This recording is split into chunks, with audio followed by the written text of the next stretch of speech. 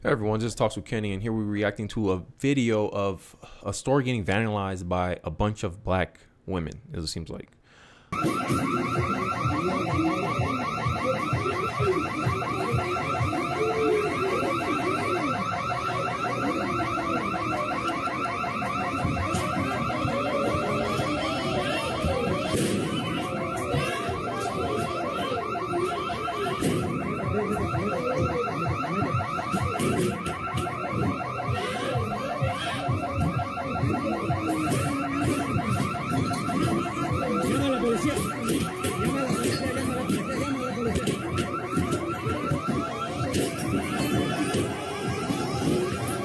Yeah, that happened. So this is apparently over some $1.25 surcharge for sauce.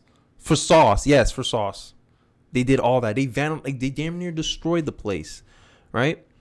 And it shows this is I want to kind of bring to light about like issues with the black culture. Like, is this culture of unaccountability? Like, what the women did, you won't see any people bashing it. They don't feel ashamed about nothing they're doing, how they carry themselves, how they present themselves at all. Like, it's just a whole like this. And this is, I believe, it points to why fatherlessness affects how fatherlessness affects the community. In the black community, it's like 76% single mother rate, and fathers in the home, they bring about responsibility, authority, discipline. There's no discipline there. Discipline to control yourself. Hey, you may not like the fact that you got charged an extra $1.25 for sauce, but that's not give you an excuse to react that way. Destroying their place, and then you see a bunch of black people in the back. It looks like a bunch of men just hanging around, letting them do this. How can you let your fellow sister, right? Because people, like, the pro blacks will come back and say, "Oh, we looking out for our own." Why you let these women do that to themselves? Now, they're on camera on 4K. No way they can be like play innocent nothing. Why you don't go out there, pull them and keep them from doing something that can in the future will hurt them in the long run? But no, it's about appeasing. It makes me feel good to do all this destruction. It makes me feel good. I'm very annoyed by this. Like how they carry themselves. It shows a bad image of black women in general, right?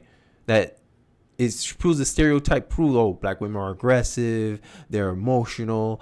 They're like, look how they act.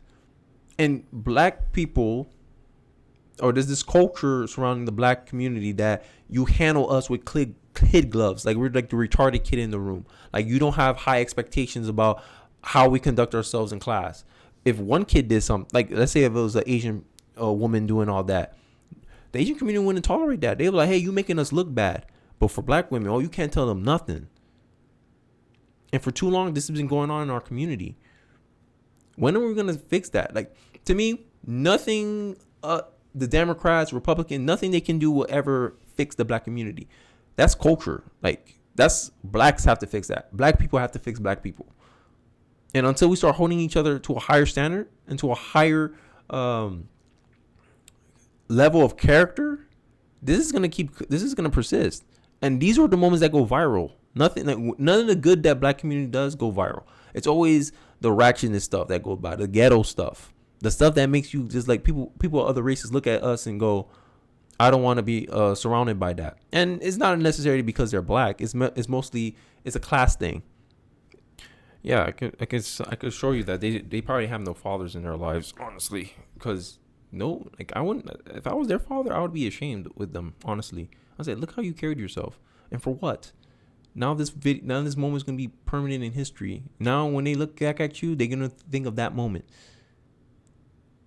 And then in the very token, right, and like, this is going back to the accountability piece.